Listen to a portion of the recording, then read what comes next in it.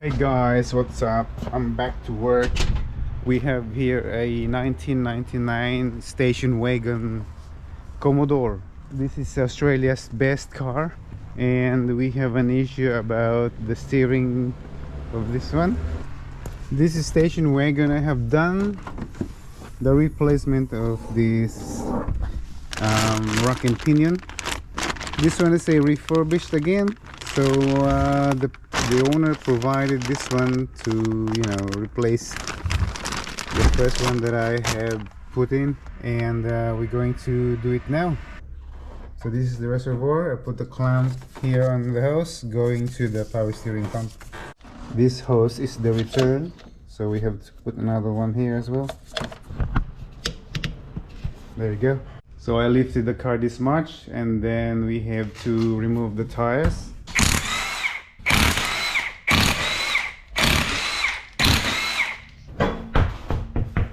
As we can see here, that's a big leak right there. Not good. It's dripping. We don't have the right tools to to squeeze this thing out. So what we're doing is we have to use a hammer and strike this knuckle to loosen this tie rod end.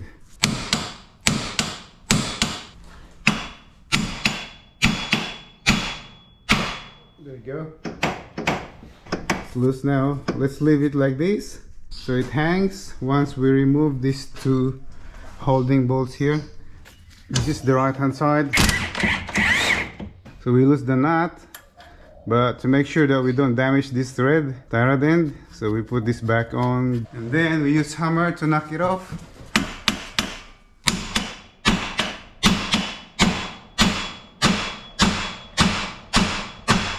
There you go.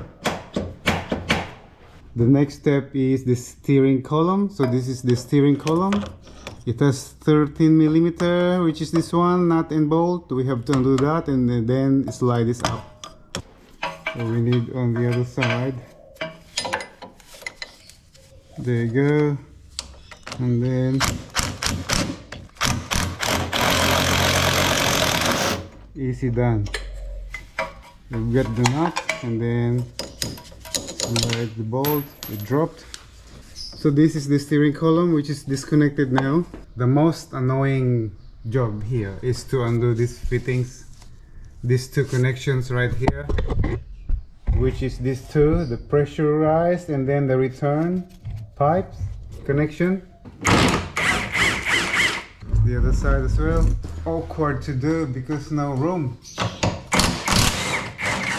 There you go, those two fittings. So hard to access. So I use this shifter. So awkward to do this thing. I have to charge the owner a bit more than last time I did this, because it's a time-consuming job.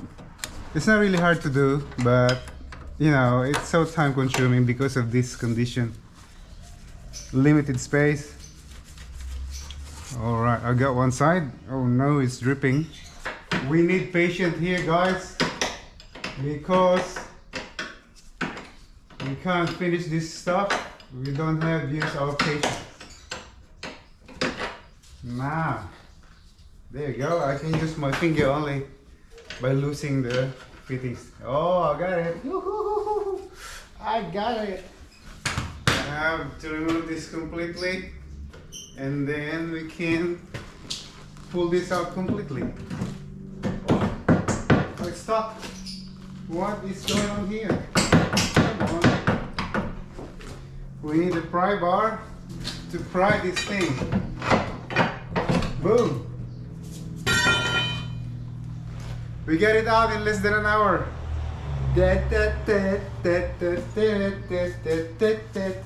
I have two O-rings here.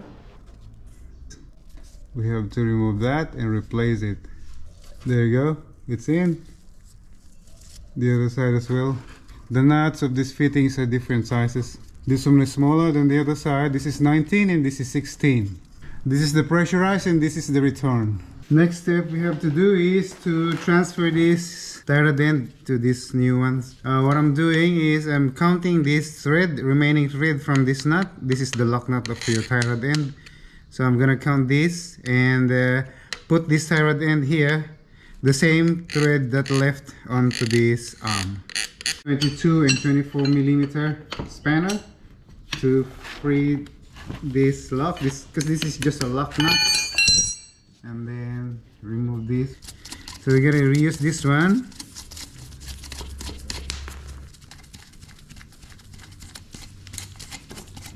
One, two, three, 4, 5, 6, 7, 8, 9, 10, 11. That way the steering alignment, the wheel alignment is not far. But after this, we have to recommend the owner to do the wheel alignment. This is just for temporary.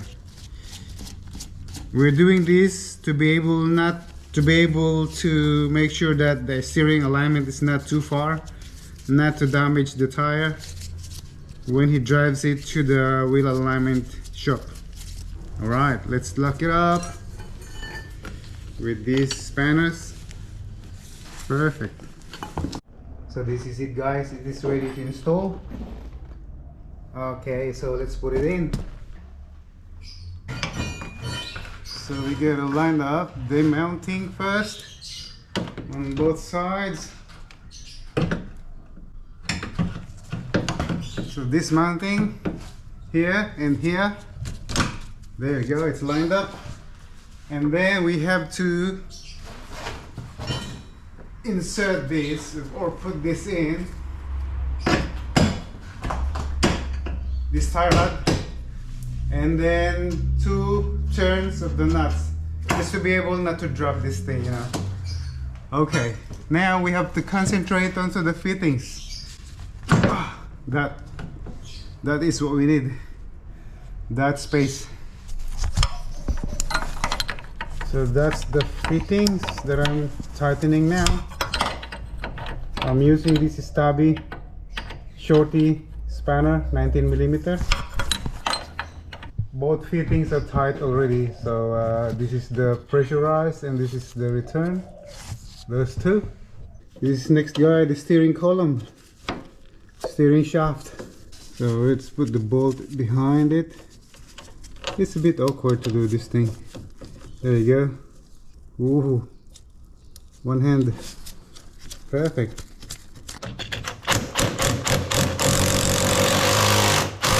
Alright, it's tight.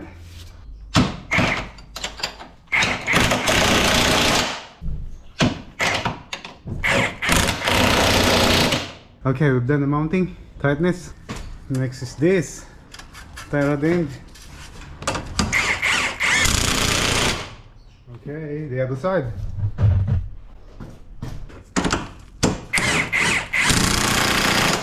All right.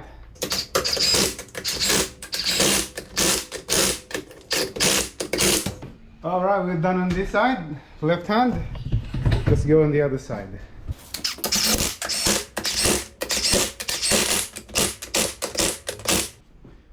Alright, lower it down. Next thing to do, removing these clamps now, and then we're gonna top up this reservoir with this power steering fluid, and we will check. Hopefully we've done the good thing this time. Hopefully there was no more leaks at all. Okay, I'll start the engine.